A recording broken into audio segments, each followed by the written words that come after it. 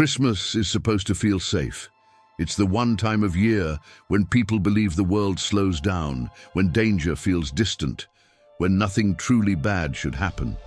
Houses glow with warm lights. Streets fall silent. Families gather under the same roof, convinced that at least for one night, everything will be fine. That belief is what makes this story possible, because what happened did not begin with fear. It did not begin with screams or warnings or signs that something was wrong.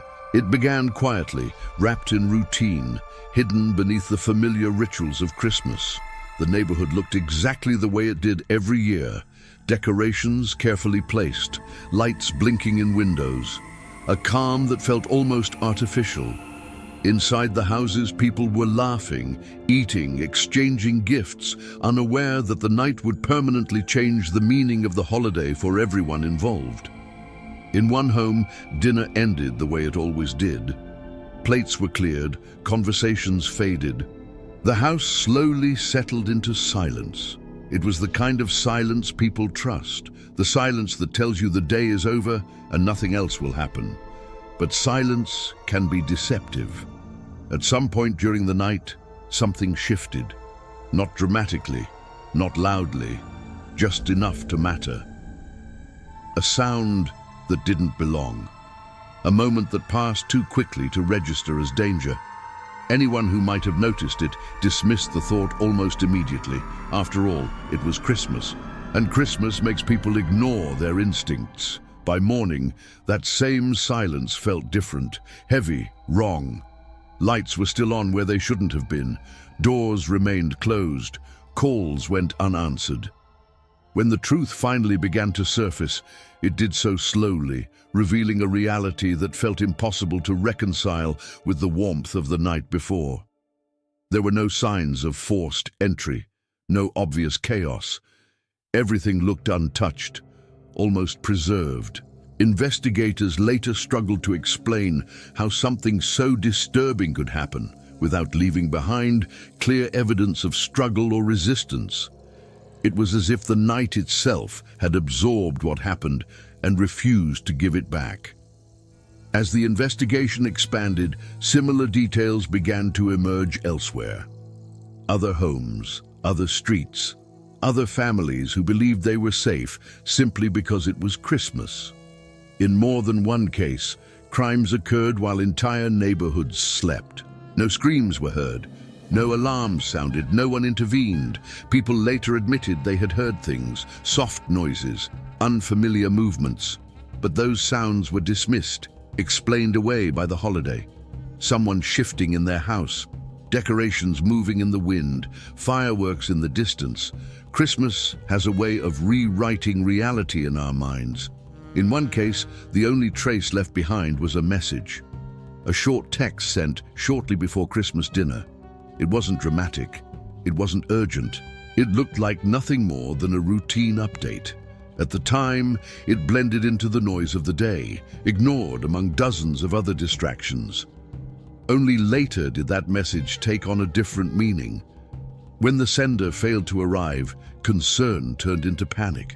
And that final message was examined again and again, each time revealing something more unsettling. The words themselves were ordinary, but the hesitation behind them was not.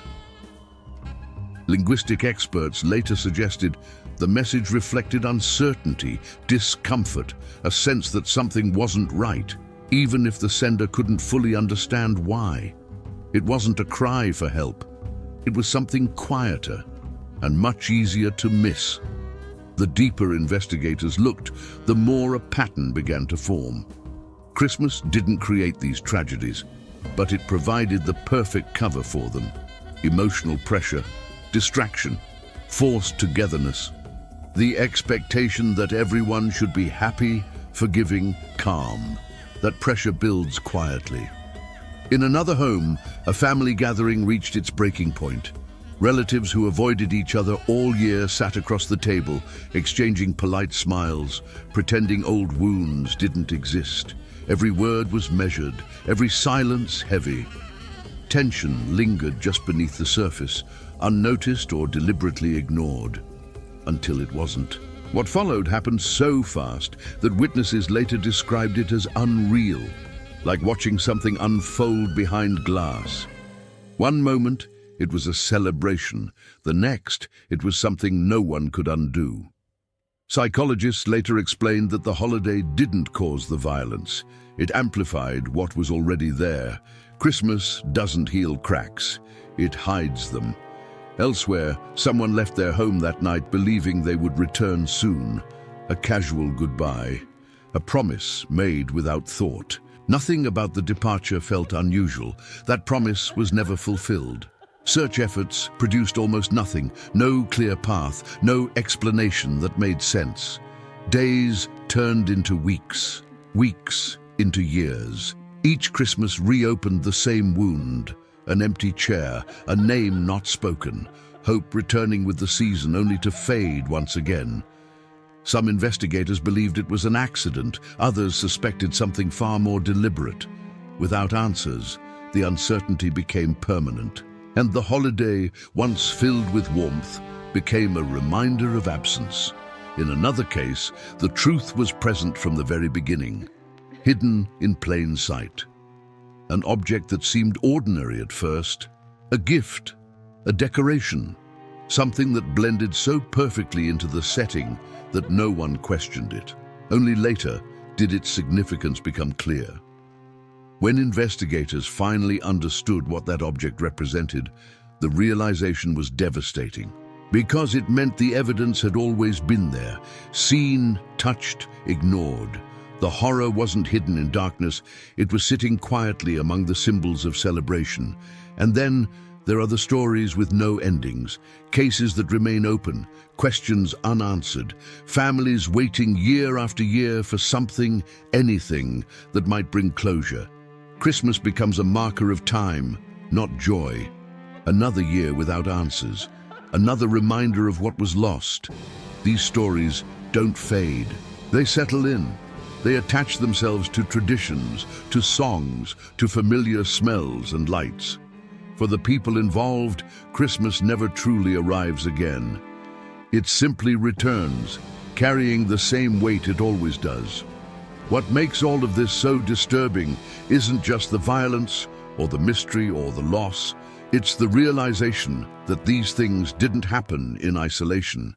They happened in warm houses, in quiet neighborhoods, on nights when everyone believed they were safe. Because danger doesn't avoid holidays, it waits for them.